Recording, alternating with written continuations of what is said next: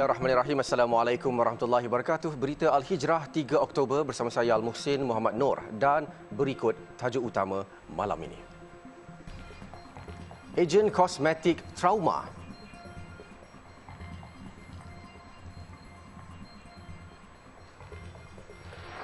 Juga konsert depan masjid. Kerajaan Kedah panggil penganjur.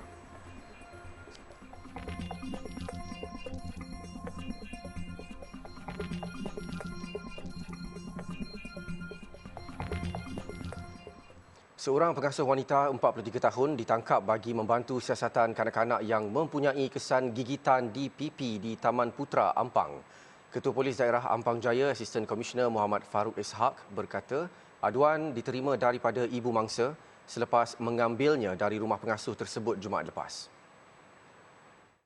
Jelas Muhammad Farouk, ibu mangsa menyedari anaknya mengalami kecederaan dengan kesan gigitan pada muka dan kesan pulasan pada kedua-dua telinga. Dia kemudian membawa anaknya ke Hospital Ampang untuk pemeriksaan. Muhammad Farouk memaklumkan hasil siasatan mendapati suspek mempunyai 6 anak asuhan berusia 3 bulan hingga 2 tahun. Selain mempunyai anak kandung yang tinggal bersama iaitu seorang lelaki dan seorang perempuan berusia 16 dan 8 tahun. Menurutnya, siasatan awal mendapati kecederaan dialami mangsa dipercayai berpunca daripada anak asuhan yang lain menggigit muka bayi berkenaan ketika suspek keluar dari rumah. Suspek direman selama 4 hari sehingga Rabu ini bagi membantu siasatan mengikut Seksyen 31-1 Akta Kanak-Kanak 2001. Seorang remaja lelaki mati lemas selepas dipercayai tergelincir ke dalam sungai di hutan lipur Lubuk Semilang di Langkawi. Pelajar madrasah berusia 15 tahun dari Banting, Selangor itu dikatakan bermain air bersama rakan-rakannya sebelum tergelincir ke dalam sungai. Menurut Ketua Pusat Gerakan Operasi Jabatan Bomba dan Penyelamat Kedah, Penguasa Bomba Zamani Ismail, pihaknya menerima panggilan kecemasan pada pukul 9.55 pagi hari ini. 8 anggota daripada Balai Bomba dan Penyelamat Langkawi kemudiannya dikejarkan ke lokasi kejadian. Jelasnya, mangsa dipercayai sedang bermain air bersama 7 lagi rakannya berusia antara 15 dan 16 tahun. Sebelum dia tergelincir dan terjatuh ke dalam sungai, rakan-rakannya dikatakan cuba untuk selamatkan mangsa tetapi gagal sebelum seorang daripada saksi menghubungi pihak bomba. Sejurus usaha mencari dan menyelamat kira-kira pukul 11.40 pagi, mayat mangsa berjaya ditemukan pasukan bomba. Mayat mangsa diserahkan kepada pihak polis untuk tindakan lanjut. Dewan Rakyat hari ini meluluskan rang Undang-Undang Kanun Keseksaan Pindaan 2022 Akta 574 bertujuan memperincikan kesalahan menghendap serta jenis hukuman yang boleh dikenakan.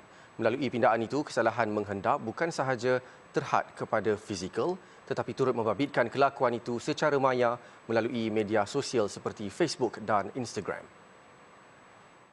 Timbalan yang dipertua Dewan Rakyat Datuk Ramli Muhammad Nur berkata, lebih suara bersetuju untuk bacaan kali ketiga dan ia diluluskan. Mengikut naskah biru yang diedarkan di Parlimen sebelum ini, kesalahan menghendap itu merangkumi perbuatan mengekori, berkomunikasi atau cuba berkomunikasi dalam sebarang cara, berlegar-legar di kediaman atau tempat kerja seseorang dan memberi atau menghantar apa-apa sahaja kepada seseorang dalam sebarang cara. Timbalan Menteri di Jabatan Perdana Menteri Datuk Emas Ermiati Samsudin ketika membentangkan RUU itu sebelum ini berkata, individu yang didapati bersalah melakukan perbuatan menghendap boleh dikenakan hukuman penjara sehingga 3 tahun atau denda atau kedua-duanya. Ejen jualan kosmetik Rosnazira Muhammad Naim yang berjaya diselamatkan selepas diculik sekumpulan lelaki 13 September lalu selamat kembali ke pangkuan keluarga hari ini. Wanita berusia 36 tahun itu tiba di Kelantan awal pagi tadi dan keselamatannya dipantau pihak berkuasa sebelum diiringi Ketua Polis Negeri Datuk Muhammad Zaki Harun ke rumah mentuanya di Kampung Kelocor, Kota Baru jam 2.50 petang tadi. Menurut Datuk Muhammad Zaki, mangsa mungkin mengalami tekanan emosi dan pihaknya sudah menjalankan sesi kaunseling bagi mengurangkan trauma yang dialami mangsa. Jadi untuk mangsa ini kita ada program kita lah. Kita akan ada cara kita dan kita harap kita dapat memberi kekuatan pada dia dan memberi dia rasa selamat. Dan saya percaya tidak ada perkara yang akan berlaku. Cuma mungkin dalam tempoh terdekat ini mungkin perbincangan antara keluarga perlu dibuat, apa langkah yang sepatutnya. Jadi pihak polis akan membantu. Setiap masa akan bersedia untuk membantu dan saya pun dah ada liaison officer yang akan bersama dengan keluarga inilah. Menurutnya, polis sudah berusaha keras untuk membawa mangsa pulang dan keselamatan wanita itu merupakan aspek penting ketika ini apabila dia sudah berada di pangkuan keluarganya. Buat masa ini pihaknya akan membiarkan mangsa bersama keluarganya terlebih dahulu dan polis tetap menjalankan siasatan bagi memantau perkembangan kes tersebut. Kes menyelamat mangsa sudah selesai namun masih ada kes lain yang akan disiasat berhubung penculikan wanita berkenaan. Mengulas mengenai 7 tangkapan sebelum ini, Datuk Muhammad Zaki berkata 3 daripadanya sudah dibebaskan manakala 4 lagi masih ditahan. Mereka ditahan dan disiasat mengikut Seksyen 3 Fasal 1 Akta Culik 1961. Pada petang 13 September lalu, Rosnah Zirah diculik di hadapan rumahnya di kampung Semat Jal, Wakaf Baru Tumpat oleh sekumpulan lelaki sebelum dibawa ke Thailand menerusi Sungai Golok sebelum berjaya diselamatkan pada 29 September lalu dengan kerjasama pihak polis negara ini dan polis Thailand. Kerajaan Kedah telah memanggil penganjur dan akan menyiasat bagaimana konsert hiburan boleh diadakan di dataran berhadapan Masjid Zahir pada Sabtu lalu. Pengerusi Jawatankuasa Agama, Pendidikan dan Sumber Manusia Negeri, Datuk Najmi Ahmad, berkata pihaknya dimaklumkan aktiviti itu mendapat kebenaran pihak berkaitan. Namun acara hiburan berhampiran masjid dilihat kurang sopan. Beliau yang melahirkan kekesalan telah mengarahkan Jabatan Hal Ehwal Agama Islam Negeri Kedah, JAHIK, melakukan siasatan kerana tidak sepatutnya konsert seperti itu diadakan berhadapan masjid. Kita tidak menghalang konsert itu diadakan, tapi dia punya konten yang menyebabkan dianggap sebagai tidak bermoral lah, dengan muda-mudi, dengan dengan gaya yang begitu melampau lah, maknanya tidak ada adab-adab Islam dan berlaku pula di depan masjid. Itu yang jadi isunya. Beliau ditemui di pejabatnya di Wisma Darul Aman selepas diminta menjelaskan mengenai video konsert yang tular di media sosial memaparkan aksi penonton melompat dan menari ketika persembahan muzik dianjurkan. Acara itu mengundang rasa kurang senang orang ramai, khususnya penduduk beragama Islam, memandangkan ia diadakan tidak jauh dari Masjid Zahir. Beliau turut dimaklumkan Datuk Bandar Al-Ustar, Datuk Zaid Ahmad, bahawa Majlis Bandaraya Al-Ustar MBAS tidak mengeluarkan lesen untuk penganjuran konsert itu kerana lesen hiburan terletak di bawah bidang kuasa Pejabat Daerah Kota Star. Sementara itu, Datuk Najmi mengingatkan pihak berkuasa supaya lebih berhati-hati dalam memberi kelulusan terhadap sebarang acara dan memantau program yang dianjurkan.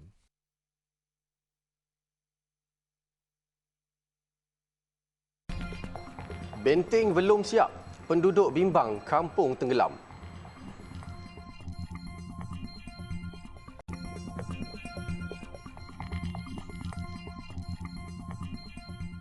Alhamdulillah bertemu lagi.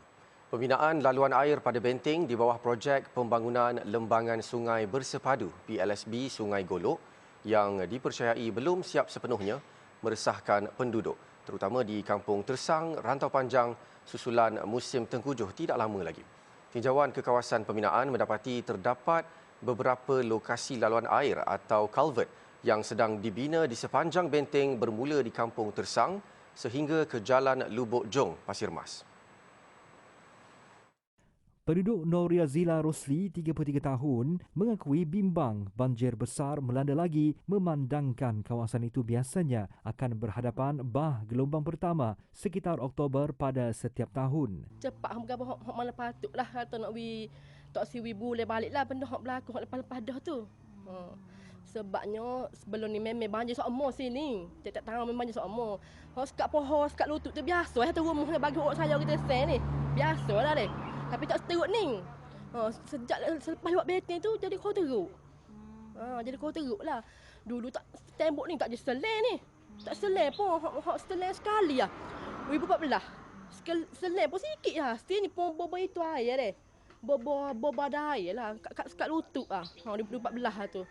Beliau berharap agar pihak bertanggungjawab dapat menyiapkan pembinaan laluan air sepenuhnya kerana berhadapan dengan pengalaman hampir kesemua kediaman tenggelam seperti yang berlaku pada Februari lalu adalah suatu yang menakutkan. Seorang lagi penduduk Cik Hasniza Cik Omar, 45 tahun berkata, sekiranya laluan air itu tidak berjaya disiapkan sebelum banjir melanda, pasti kampungnya yang terletak di pinggir Sungai Golo itu akan tenggelam. Saluran air nak tubik ke mana? Tak ada saluran air ke. 3-4 butir sungai mari menuju ke sebutir kampung. Lepas ni dia nak pergi ke mana dia tak ada saluran air. Ni pun mujulah dia pecah. Kalau tak pecah, tak tahu lagi. Setara mana air. Makan zinc. Bukan gelar rumah. Gelar zinc. Selain Kampung Tersang, terdapat juga beberapa penempatan lain yang turut menerima kesan sama seperti Kampung Gual Tok Deh, Kampung Lacang, Kampung Luar dan Kampung Gual Periuk. Sementara itu, Pengarah Jabatan Pengairan dan Saliran JPS Kelantan, Kamal Mustafa, ketika dihubungi berkata pihaknya berusaha sebaik mungkin untuk memastikan pembinaan benteng melalui projek PLSB berjalan lancar tanpa memberi kesan negatif kepada mana-mana pihak. Menurutnya, beberapa cadangan untuk mengurangkan impak banjir juga sedang dipertimbangkan dan keputusan melalui kementerian berkaitan akan diumum dalam masa terdekat.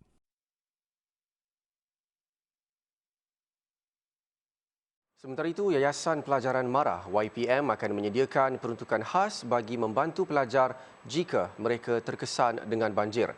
Keutamaan akan diberikan kepada pelajar luar bandar dan pedalaman dalam kalangan kurang berkemampuan atau B40. Pengerusi YPM Datuk Muhammad Razman Yaakob berkata bantuan kepada pelajar terjejas banjir itu diperuntukkan di bawah skim bantuan khas persekolahan berjumlah RM300,000 setahun. Sebenarnya walaupun kita menyediakan peruntukan RM300,000 setahun, jika didapati sekiranya berlakunya bencana yang agak kritikal melibatkan jumlah pelajar yang terlalu ramai, peruntukan tersebut kita boleh tambah mengikut keperluan. Setakat ini sebanyak RM91,700 daripada peruntukan itu telah digunakan untuk manfaat 745 pelajar yang telah terjejas dengan bencana di seluruh negara sejak awal tahun. Datuk Razman berkata selain banjir, skim bantuan itu layak diterima pelajar berkelayakan yang terjejas dengan bencana lain seperti kebakaran dan tanah runtuh. Setiap pelajar berkelayakan akan menerima bantuan sekali bayar berjumlah RM100 dan peralatan persekolahan. Beliau ditemui selepas menyampaikan bantuan kepada 175 pelajar dan murid dalam kalangan anak nelayan di Sekolah Menengah Kebangsaan SMK Batu Rakit, Kuala Nerus.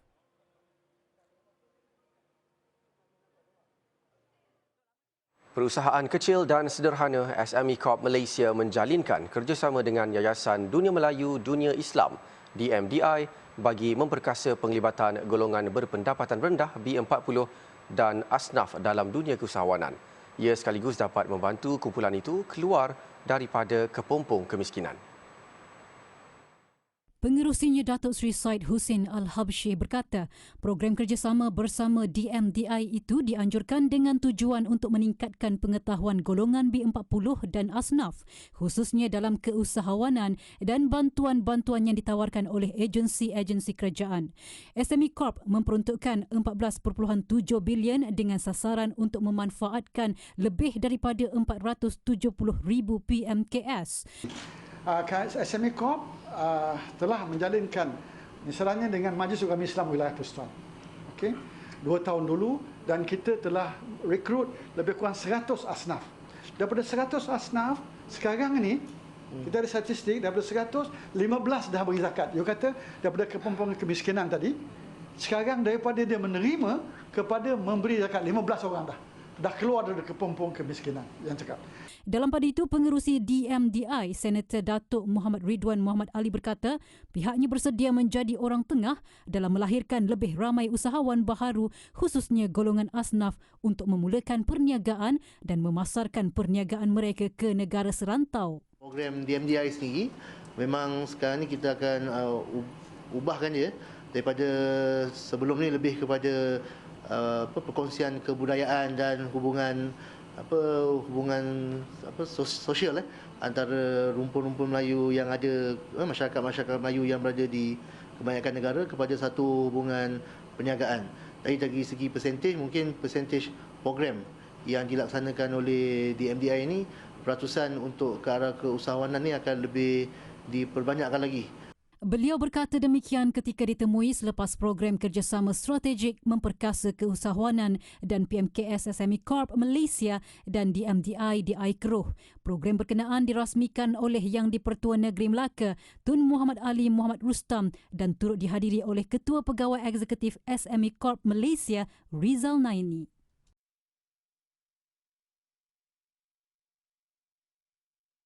Sasar wujudkan hub kilang farmaceutical dan 200 cawangan farmasi dalam tempoh 5 tahun. Untuk mencapai hasrat itu, Jardin Pharma Berhad dan My Angkasa Farmasi Sendirian Berhad memeterai Memorandum Perjanjian MOA bagi mengembangkan industri farmaceutical tempatan sekaligus meningkatkan ekonomi rakyat. Jadi dari situ mereka memerlukan sokongan untuk menghasilkan ubat-ubatan jenama mereka sendiri ataupun kita panggil home brand. Jadi Pharma Berhad dengan kita punya kekuatan bermula daripada penyelidikan ubat-ubatan, penghilangan dan juga pemasaran. Jadi kita akan supportlah Angkasa dalam bahagian ini. Jelas Dr. Mariam, terdapat dua lagi aspek utama yang turut terangkum dalam MOA berkenaan, iaitu pengedaran ubat-ubatan yang dihasilkan Jardin Pharma Berhad melalui My Angkasa Farmasi Sendirian Berhad, mewujudkan hub farmaceutical dan penubuhan sebuah lagi kilang ubat di Dungun, Terengganu bagi menghasilkan ubat-ubatan biji menjelang 2023. Sementara itu, Lembaga Pengarah My Angkasa Farmasi Sendirian Berhad, Datuk Cik Muhammad Syukri Cik Isa berkata, pihaknya mengalu-alukan rakan kongsi dari industri tersebut yang dilihat membantu mengembangkan lagi bidang berkenaan. Jadi dalam hari ini kita ucapkan terima kasih kerana jadi Pharma sudi jadi rakan kongsi kita hari ini. Maksud dia membekalkan ubat-ubatan dari segi generik ataupun apa dia panggil tu? Inovatif. Jadi nanti pengusahaan dan juga jadi Pharma akan kena pastikan produk apa yang nak masuk dalam kedai-kedai koperasi. Pemeteraian MOA itu turut disaksikan Ketua Pegawai Eksekutif Kumpulan Angkasa, Datuk Abdullah Jusoh.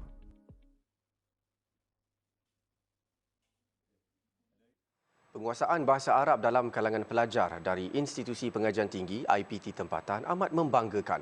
Menteri di Jabatan Perdana Menteri Datuk Idris Ahmad berkata sungguh pun suasana pembelajaran di negara ini berbeza dengan di tanah Arab, namun pelajar mampu menguasai dengan baik bahasa Al-Quran itu. Alhamdulillah, saya berbangga kerana walaupun pelajar-pelajar sini mereka belajar di universiti tempatan, namun penguasaan mereka tidak kurang sebagaimana penguasaan bahasa Arab yang ada kepada pelajar-pelajar yang berada di negara-negara Arab. Walaupun bi'ahnya ataupun suasananya tidak sama seperti mana negara Arab, namun mereka boleh untuk menguasai tentang bahasa Arab. Dan ini satu perkara yang amat saya banggakan. Beliau berkata demikian selepas merasmikan Majlis Penutup Kejohanan Debat Bahasa Arab Intervarsity Piala Menteri di Jabatan Perdana Menteri Hal Ehwal Agama yang diadakan selama 3 hari bertempat di Institut Latihan Islam Malaysia ILIM siang tadi. Tambahnya, program debat bahasa Arab seperti ini seharusnya diadakan setiap tahun bagi meningkatkan penguasaan graduan-graduan tempatan dalam bahasa Arab, di samping dapat mencungkil bakat mereka dalam pertandingan debat seperti yang dianjurkan Universiti Kebangsaan Malaysia UKM ini.